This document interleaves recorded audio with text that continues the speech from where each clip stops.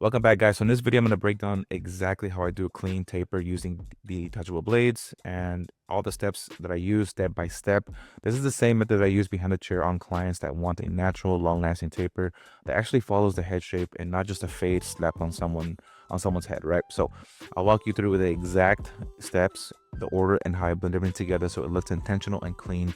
So if you ever struggle with bulky tapers or harsh transitions, this should fix that. So let's get into it. Let's start with step one. I'm starting with my number two, the detachable blade. I really like this blade because it's longer than a number two, just by a little bit, and it gives me that perfect base to build that taper, especially when I know I'm gonna transition down to a one.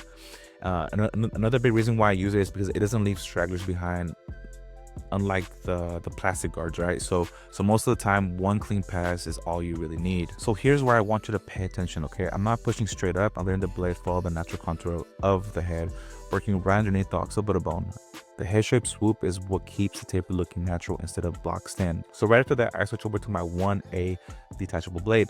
This blade sits between the number one guard and the 1.5 guard. So it's slightly longer than a one guard, but which makes it money for a clean transition. So now I'm going into a clipper of a comb, and my goal here is to blend that bulk between the occipital bone area where the neck taper is going to live.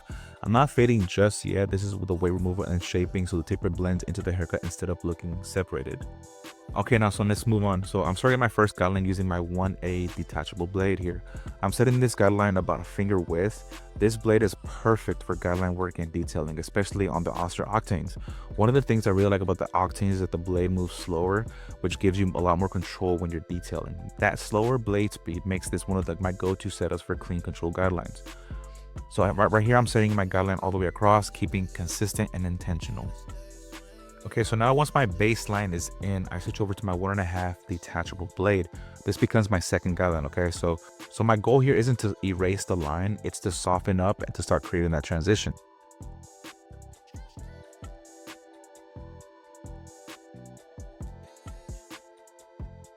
After that, I go back with my 1A detachable blade. I'm using corner work only, no full strokes. Okay, so that's very important here.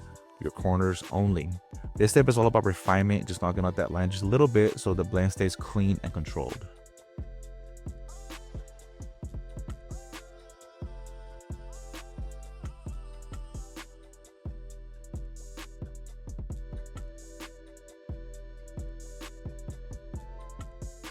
Right after this, we move on to the fun part, what you guys been waiting for, okay? Now we're gonna blend everything together. I switch over to a clipper with the lever. My clipper of choice here is the Gamma Shorties. These are absolute powerhouse when it comes to blending. I'm using the 0.5 guard to connect the 1.5 blade down to the 1A blade. As you can see, I'm using lever play, working mostly with the lever open and just smoothing out that transition until everything flows naturally together. All right, quick pause. If you watched this so far, I really appreciate you. It actually helps the channel more than you think. So if this breakdown is actually useful so far, make sure you like the video, subscribe, drop a comment down below, letting me know what clippers are you using right now, what clippers are you thinking about buying.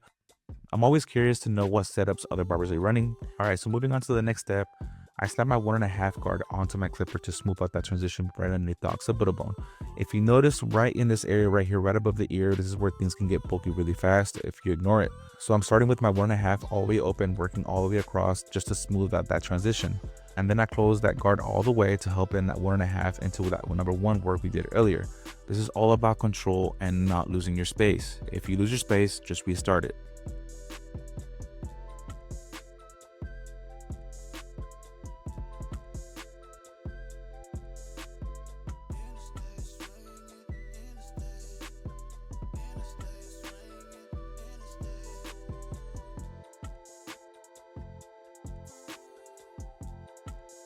Okay, so right after that, I grab my Babyliss Low Pros and start lining up the neck area. I don't want to push that lines too much because personally for me, I prefer a natural neckline, especially for back tapers. And in my opinion, a lot of barbers rely on hair enhancements back here.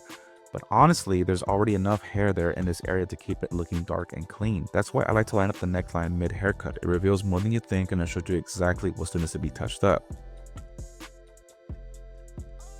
Okay, so next I work behind the ear, following the natural guideline of my client's head. This part is important because we don't want to give the clients that helmet look. You see, when you actually follow the natural hair growth and what the client's head shape is already giving you, the haircut grows out better And that's what keeps clients coming back. Because at the end of the day, it's not just about making it look good today, it's about boosting longevity without messing up the natural flow of the hair. It's clean now, clean later, and that's honestly the goal. Okay, so this next step happens right after the trimmer work. Remember when I had mentioned that lining up the neckline reveals more than you think? This is exactly what I mean. Once I saw the lineup, I noticed the area needed to be blended a little bit more. So I grabbed my comb, and in this case, I actually used trimmer over comb just because that's the tool I had on hand. This technique isn't limited to just clippers. This tool, it doesn't matter as much as the intent. If it removes away clean and gives you control, you're using it the right way. Alright guys, this is the final result. This is what a clean, natural back taper should look like if everything is blended in correctly and follows the head shape. Okay, so if you have any questions about this technique, the blades I used, or anything you saw in this video, drop them down in the comments down below.